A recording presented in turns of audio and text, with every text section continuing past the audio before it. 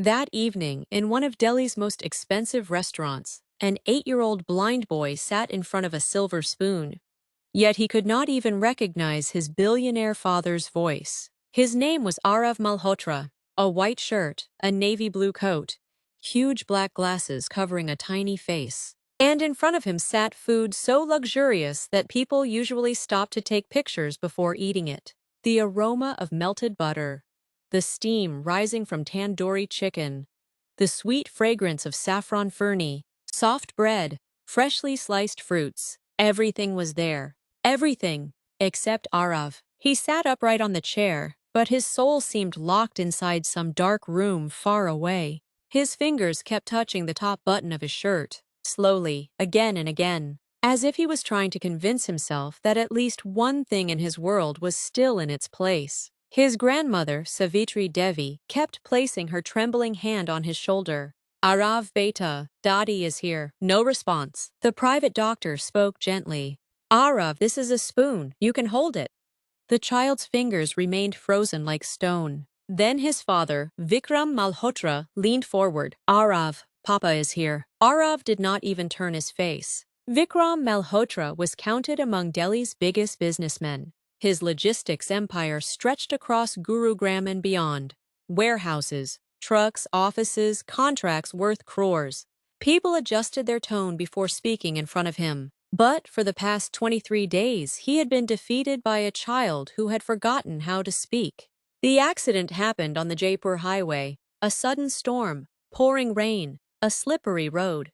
Arav was sitting in the back seat, staring out the window as raindrops slid across the glass. He had smiled and said, Papa, the rain smells beautiful. Please open the window a little. But at that exact moment, Vikram was on a phone call. A huge business deal, a very important conversation, a very expensive future. Without even looking at him, he simply gestured with his hand. Not now. The driver slammed the brakes. The car spun, hit the divider, and flipped over. When everything finally stopped, only the sound of rain remained. Vikram survived. Arav survived too. But the light in his eyes was gone forever. And with it, every thread of recognition seemed to break apart. Doctors said it was severe trauma. The brain had retreated into itself to protect the child from unbearable pain.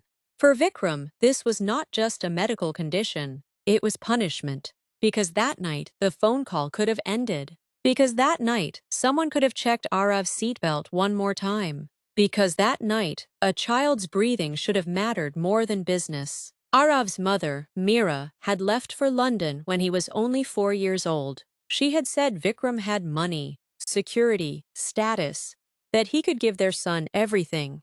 But the truth was never that simple. Meera was not a bad mother, just a broken human being. Slowly, she had started suffocating inside that glittering life where everything had a price.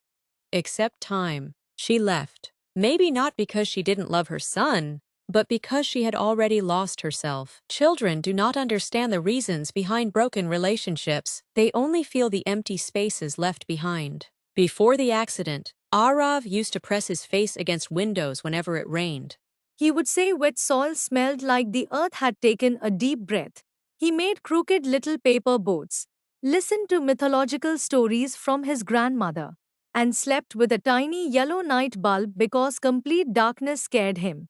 Now he lived inside darkness. But he was no longer afraid, as if even the strength to fear had been left behind somewhere. Vikram had brought him to this restaurant because Arav once laughed here. He used to dip pieces of naan into tea just to annoy his grandmother.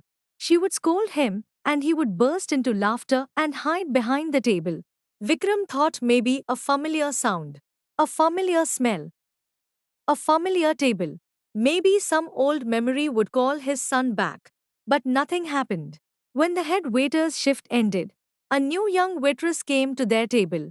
Her name was Nandini, about 26 years old, hair tied hurriedly, a simple cream-colored sari, a faint turmeric stain on her apron, tired eyes, but a strangely warm voice. She did not carry the artificial smiles common in expensive places. She looked at people as if she truly saw them. When she reached the table, Her eyes stopped on Arav first. She did not look at him with pity or discomfort. She looked at him as though she understood what everyone else was missing. Then she did something that made Savitri Devi stop breathing for a second. Nandini bent down gently and said, Arav, shall I tell you what's on your plate? Vikram's hand tightened against the table. Wait. He doesn't talk to anyone. Nandini looked at him politely. I'm not trying to make him talk, sir. I'm trying to help him find his way. The doctor frowned slightly. But Nandini softly placed her hand beneath Arav's palm. She did not force him to hold anything. She simply supported him, like a river quietly showing the shore where to step. This is chicken. It's still warm. Here's mashed potato, very soft. And here are little pieces of bread near the edge. They're slightly crispy.